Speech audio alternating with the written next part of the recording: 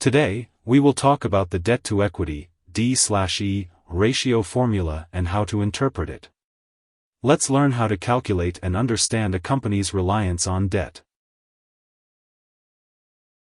Debt-to-equity ratio is used to evaluate a company's financial leverage and is calculated by dividing a company's total liabilities by its shareholder equity.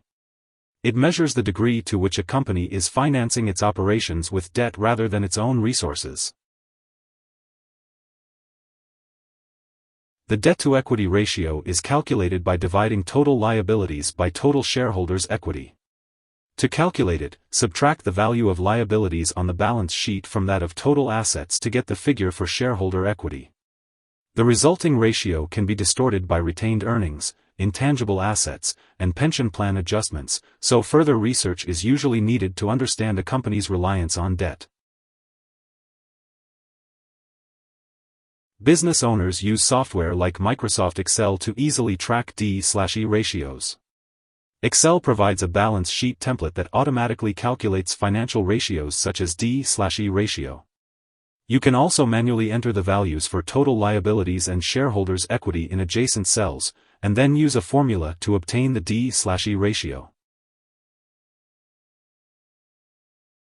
The D/E ratio measures how much debt a company has taken on relative to the value of its assets net of liabilities. A high D/E ratio is often associated with high investment risk, meaning that a company relies primarily on debt financing. Analysts and investors also look at short-term leverage ratios, profitability, and growth expectations when assessing the D/E ratio. For example, Apple Incorporated had a D/E ratio of 1.80 for the fiscal year ended 2017.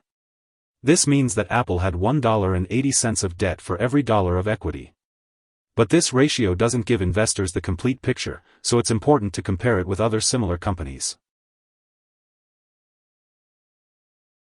Not all debt is equally risky, so the long-term D/E ratio focuses on riskier long-term debt instead of using the standard formula. Short-term debt also increases a company's leverage, but because these liabilities must be paid in a year or less, they aren't as risky. The D/E ratio can apply to personal financial statements as well, serving as a personal D/E ratio.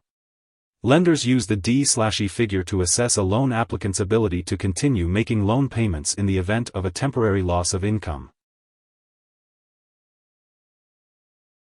Gearing ratios constitute a broad category of financial ratios, of which the D/E ratio is the best known. The underlying principle generally assumes that some leverage is good, but that too much places an organization at risk. When using the D/E ratio, it's important to consider the industry in which the company operates, as different industries have different capital needs and growth rates.